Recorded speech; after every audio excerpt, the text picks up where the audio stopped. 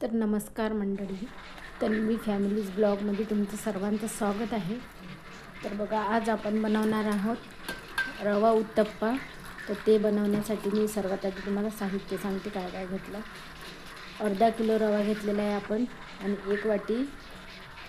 एक वाटी कणिक घेतलेली आहे, म्हणजेच गव्हाचं पीठ घेतलेलं आहे, आणि 10-12 टोमॅटो घेतलेले आहे, आणि गोबी घेतलेली आहे, फुलगोबी घेतलेली आहे, ती किसून घ्यायची फुलगोबी, आणि टोमॅटोची प्युरी करून घ्यायची मिक्सरमध्ये।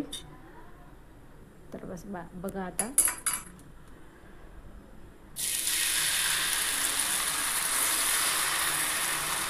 अशा प्रकारे आपले उत्तप्पा बनवून तयार होणार आहे।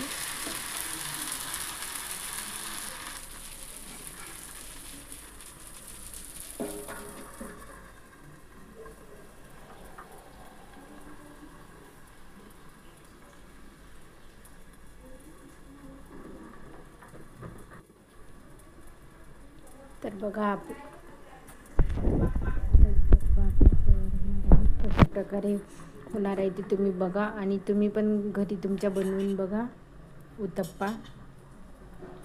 या प्रकारे जर बनवला तर छान मुलं खातील पण, आणि तसे पण मुलं टोमॅटो वगैरे जास्तीत जास्त म्हणजे खायचा कंटाळा करतात, तर असं तुम्ही बनवून देऊ शकता मुलांना। याच्यामध्ये तुम्ही बीट पण वापरू शकता, याच्यामध्ये तुम्ही बीट पण वापरू शकता।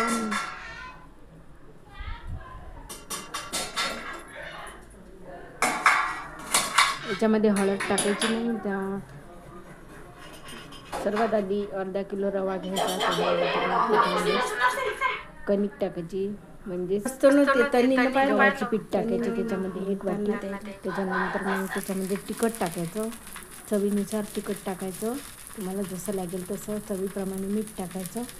त्याच्यानंतर अर्धी कोबी किसून घेतलेली पत्ता गोबी ती त्याच्यामध्ये टाकायची, आणि ते टोमॅटोची 10-12 टोमॅटो घ्यायचे, त्याची प्युरी करून त्याच्यामध्ये टाकायची, आणि कोथिंबीर टाकायची, हळद टाकायची। हळद मात्र त्याच्यामध्ये टाकायची नाही, उत्तप्पा आहे तो म्हणून। तर ते सर्व मिक्स करून घ्यायचं, आणि अर्धा तास ते भिजायला ठेवायचं। अर्धा-1 तास मस्त छान भिजल्यावर त्याचे उत्तप्पा छान तयार होतात, नाही तर मग ते तयार होत नाही बरोबर।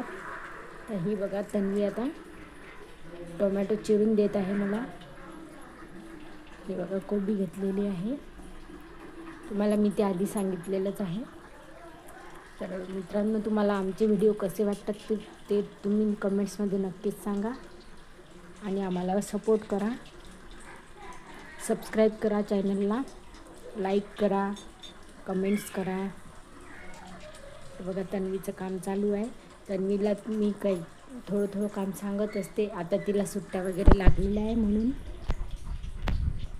नाही तर स्कूल वगैरे असती तर मग तिला काही सांगत नसते, मीच करत असते।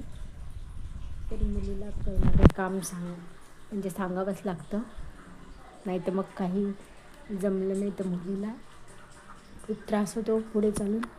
थोडं तिला आलं तर तिच्यासाठी पण चांगलं आहे।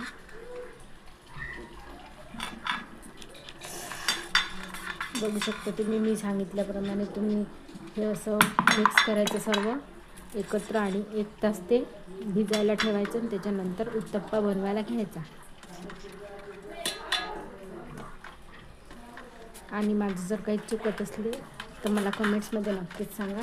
आता मी म्हणजे सुरुवातच आहे माझी व्हिडिओ बनवायची, मला काही जमत नाही, म्हणजे बोलणं वगैरे थोडंसं तुम्ही तर समजून घ्या।